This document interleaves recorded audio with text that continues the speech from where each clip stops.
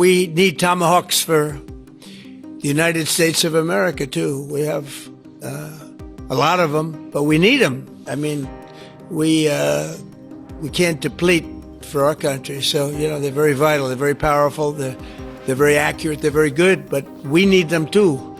So I don't know what we can do about that.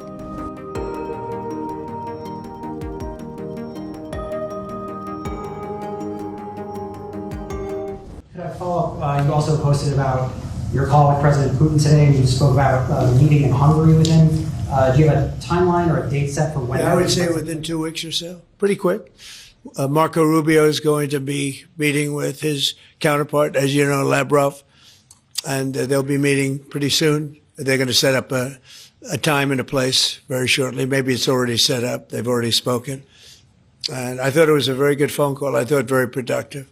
But I'll be meeting with President Putin, and we'll make a determination. Tomorrow I'm meeting with President Zelensky, and I'll be telling him about the call. I mean, we have a problem. They don't get along too well, those two, and it's sometimes tough to have meetings, so we may do something where we're separate but equal. We'll meet and talk parties, but this is a terrible relationship the two of them have, and it's one of those things. I've seen things that nobody would believe, but this is one of them. So we're going to be meeting in Hungary. Viktor Orban is going to be hosting, and it's really something that's time. Last week, over 7,000 people were killed. That's ridiculous. And, you know, it doesn't affect our country. We're not losing people. We're not losing Bobby. We're not losing Americans. But they're losing Russians, Ukrainians, mostly soldiers, for the most part, soldiers. And we hope we're going to get it stopped. I thought this would be, because of my relationship with President Putin, I thought this would be very quick. And it's turned out to be, who would think I did Middle East before I did this? We did a total of 8 now, 7 and now 8. And we're going to make this number 9. Yeah, please. So you said, you posted that there was great progress. Can you tell us a little bit about that? Was it a shift in Putin's tone? Was it something new he told you? Did he give you any message to give? You're talking about the whole President Zelensky tomorrow. It just seems to me that, you know, look, it's only a field. That's all I've done in my whole life. I've made deals. I know about deals. I do it well. I don't think any president's ever ended a war, frankly. One war, I did 8 of them, Maria, right? And but I don't know, did Bush ever end? Do you think Biden ended a war? Biden started wars because he was stupid. But do you think Biden ended any wars? No, I don't know of anybody that ended wars. I ended 8 of them. Now it's going to be 9. I think we're going to have this one done hopefully soon. But I'll be meeting him probably over the next 2 weeks. First, Marco is going to be meeting. And the vice president, as you know, is very much involved. The whole team is involved. Steve Witkoff will be involved. Yeah, please. What did you tell him about the Tomahawks? Did you discuss the Tomahawk missiles? Did you discuss? Well, we talked about it a little bit. Didn't say much, but I do say to you, you know, we need Tomahawks for the United States of America, too. We have a lot of them, but we need them. I mean, we can't deplete for our country. So, you know, they're very vital. They're very powerful. They're very accurate. They're very good, but we need them, too. So I don't know what we can do about that. Why do you think a second meeting with Putin now will yield different results? Well, I think Alaska actually set a stage, and that wasn't very long ago, but it set a stage. You have to understand, I came into this situation. I didn't start this war. This is a Biden deal. And I came into it, and it was a mess. It could have led to World War III. In my opinion, this could have led to World War III. That won't happen, but it could have. So I came in, this war was raging. When I left, this wasn't even a thought. For 4 years, nobody talked about it. I spoke to President Putin about Ukraine. It was the apple of his eye, but there was never going to be doing anything like this. And this all went because of some really bad decisions that were made.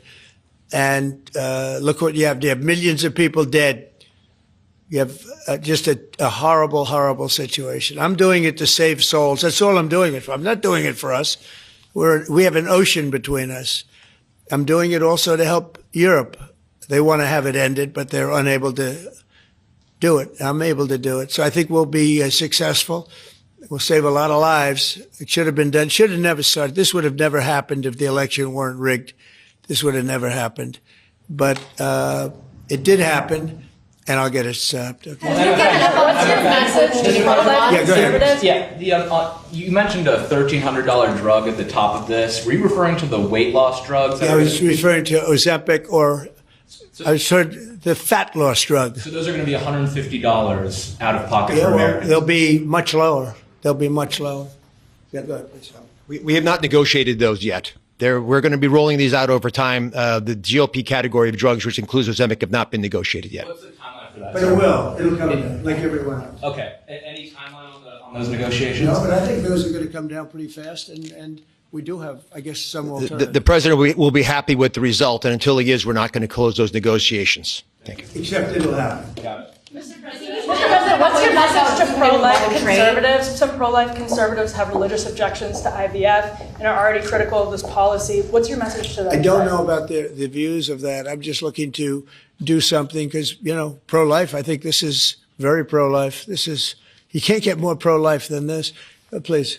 Mr. President, you've been talking about how this new benefit plan will also include root cause treatments for infertility. How will you make sure that those root cause treatments are equally accessible to IVF? Well, I think we're going to be doing that. Would anybody like to talk about that subject? I'll comment Please. on the rulemaking process. I think it's the determination, again, Secretary of Labor, the determination, the Department of Labor is issuing their intent today to open up the rulemaking process, again, for more flexibility. Anytime that you have a president who's leading when you can offer more access to health care at a lower rate is a benefit to the American people and to the end user, and that's exactly what he's doing. And so you heard before that through the Q&A guidance that was issued today with the other agencies, that will give guidance to our employers and the employees about what the flexibility of that is. And then again, opening that rulemaking process for further determination of the access that can be had offered in those benefits for all different types of healthcare access is the goal of the Department of Labor. Good answer. Thank you. I like this better. I just say, they can do better than me. Yeah, please. President, do you think Good we job, could Larry. see- You're doing a fantastic job. I shouldn't tell, I won't say it, that I will not say that she was recommended by the Teamsters. Can you believe it? And she's turned out to be a gem, an absolute gem. You're doing a great job. Thank you very much. Mr. President, John Bolton was do you just indicted. think we could see your deal-making skills applied to the government shutdown anytime soon?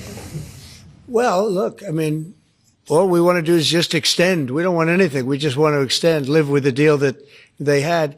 They want to spend $1.5 trillion on illegal immigrants, and they want to destroy health care for everyone else. And it's crazy.